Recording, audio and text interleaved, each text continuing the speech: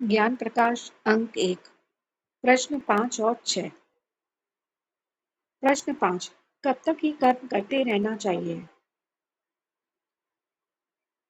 जब मन के अंदर विषयों की इच्छा, भोग, वासना, मान अपमान की चिंता, मोह और दिखावा बिल्कुल भी न रहे, यानी मन पूरी तरह से शांत और साफ हो जाए, तब समझना चाहिए कि साधना और कर्म का फल मिल गया है।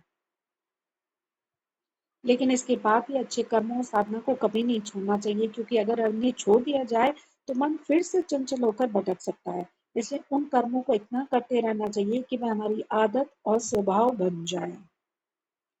सरल उदाहरण, जैसे कि कोई व्यक्ति ध्यान, भजन या अच्छे विचार करता है और एक समय ऐसा आता है कि जब उसका मन शांत हो जाता है, उसे ज्ञान का अनुभव होने लगता है। फिर भी उसे ध्यान और भजन कभी नहीं छोड़ना चाहिए, क्योंकि बल्कि उसे अपने जीवन का स्वभाव बना लेना चाहिए, ताकि मन फिर से भटके ना। संक्षेप में कहें तो मन शुद्ध हो जाने के बाद भी साधना और अच्छे कर्मों को अपने जीवन की आदत बनाकर करते ही रहना चाहिए। प्रश्न 6, उपासना का रूप कौन सा होता है?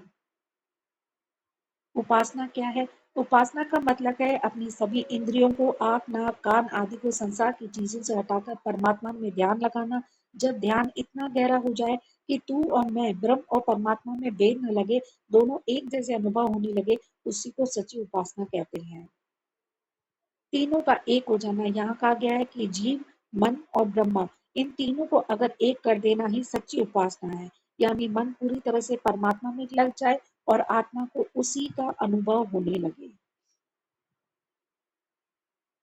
पत्थर और चकमक का उदाहरण, जैसे पत्थर और चकमक को आपस में अगर रगड़े तो चिंगारी निकलती है, आग पैदा होती है। वैसे ही जब मन और ब्रह्मा में लगाकर गहरा चिंतन किया जाता है तो ज्ञान की अग्नि उत्पन्न होने लगती है। ज्ञान की अग्नि क्या करती है? ये ज्ञान की अग्नि हमारे अंदर के अज्ञान और बुरे कर्म को जला देती है। जब ये सब मिट जाते हैं तब केवल शुद्ध आत्मा बचती है। उसी अवस्था को शुद्ध परमात्मा, शुद्ध उपासना कहते हैं। सरल निष्कर्ष, जब मन संसार से हटकर पूरी तरह से परमात्मा में लग जाता है और ज्ञान उत्पन्न होकर अज्ञान को मिटा देता है, तो वही सच्ची उपासना है। इसके अलावा दूसरा साधन है ओकार। आत्मा को प्राणों की गति का ध्यान रखना। अतः ओकार से जो नतीजा प्राप्त होता है उसको सो कहते हैं। उसे प्राणों में चलते हुए सुनना। जब प्राणों को उठाकर अंदर में लेके आते हैं तो सो का ध्यान, जब अंदर से बाहर ले जाते हैं तो हम का उच्चारण करना चाहिए। मतलब मन, प्राण और सो, इन तीनों को एक करना स्मृति और शब्द का योग कहते हैं।